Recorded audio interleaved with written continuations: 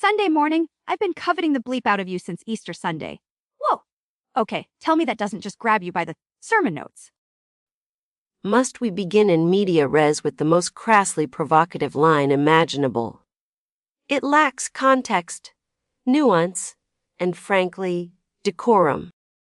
Decorum? This is Heart Book Radio, not High Tea with the Archbishop. We're talking Sunday Morning by Jewel E., and the book where the preacher's daughter decides Lent is the perfect time to swap car practice for cowboy practice with her boyfriend's brother.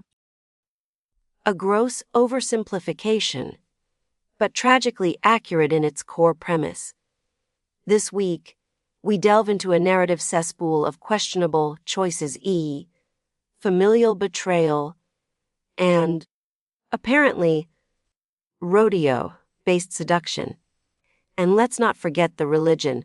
Oh, the performative piety juxtaposed with his thingy. We have to talk about the thingy. Multiple listeners emailed about the thingy. We are not dedicating significant airtime to juvenile euphemisms for male genitalia. Let's attempt to dissect the characters with some semblance of maturity. Sarah, the protagonist, our pious little hypocrite. Hey, she's 18. Remember being 18? Or were you born wearing a tweed jacket and judging everyone? She's just confused. Her boyfriend Matt is probably super boring, all cocky pants in missionary position. I bet. Then bam, in walks Issac, the older brother. The cowboy. He probably smells like leather and bad decisions. I get it. You get infidelity. Specifically, infidelity with one's prospective brother-in-law. Sarah isn't confused. She's catastrophically self-absorbed and demonstrates the emotional regulation of a startled hamster. And Isaac, don't get me started. 24 years old, pursuing his teenage brother's girlfriend.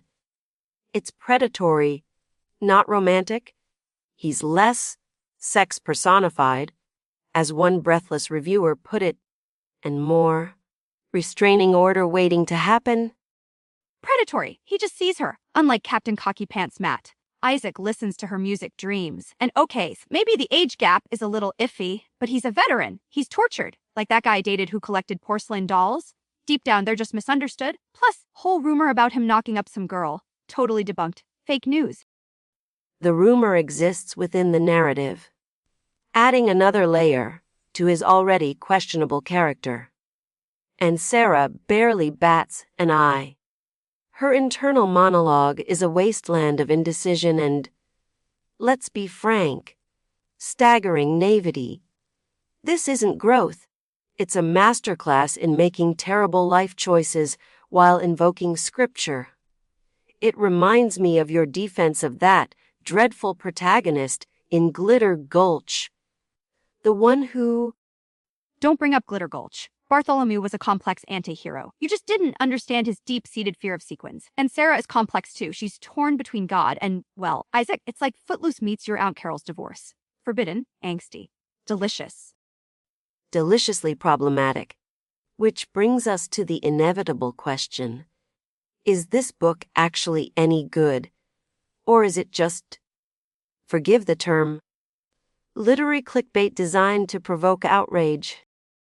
Okay, look, is it high art? Probably not. Did I stay up until 3 reading it? Absolutely. Some reviewers hated it. This one did not finish at 67%. Called them stereotypical and shallow. Boo? Boring. But then you get reviews like, billions of stars, pure perfection, Kindle crack. See? Passion? Passion or poor taste? One listener email, let's call her Confused in Cleveland, asks, Is Isaac's line, you know why, when asked why he quit smoking supposed to be romantic or just infuriatingly vague? It's infuriatingly vague, confused. It's manipulative shorthand. It's hot. It implies he did it for her without needing to say it. Gosh, you wouldn't know romance if it bit you on the, well, you know. And the spice level, people are fighting about it. Some say ton of graphic spice. Others say mild. I'm team needs more spice. Honestly, if you're gonna cheat with your boyfriend's brother, at least make it R-rated. The very notion of rating the spice level of familial betrayal is deeply unsettling. And the religious aspect. It's either handled with clumsy reverence or serves as mere window dressing for the illicit affair. It feels exploitative. Though, I must admit, the sheer audacity of the premise possesses a certain train wreck fascination. See, you kind of liked it. You liked the drama. Admit it. If Sarah were a sandwich, what would she be? Sandwich. What relevance does that possibly? Fine. A soggy white bread sandwich with mayonnaise, and perhaps a single, wilted lettuce leaf, pretending to be more substantial than it is. Wrong. She's a fluffernutter on Wonder Bread. Looks innocent, but it's sticky, messy, and probably bad for you. Okay, final verdict time. Wrap it up? From a literary standpoint, it's problematic, relying on shock value and questionable tropes. However, it undeniably provokes a reaction. Reluctantly, I give Sunday Morning 3 out of 9 circles of hell. It earns points for sheer audacity. Weak. I give it 5 out of 5 stolen cowboy hats. It made me feel things, mostly annoyance and secondhand embarrassment. But feelings. It's messy, it's dramatic. It's got a guy named Isaac being vaguely intense. What more do you want? Coherent plotting, responsible characterization, less thingy. Details. All right, folks, that's all the time we have for today's descent into literary madness. Join us next week when we tackle my Roomba, my lover, my alibi. Oh, for pity's sake. You've been listening to Heart Book Radio. Don't touch that dial, unless it's to turn us up louder.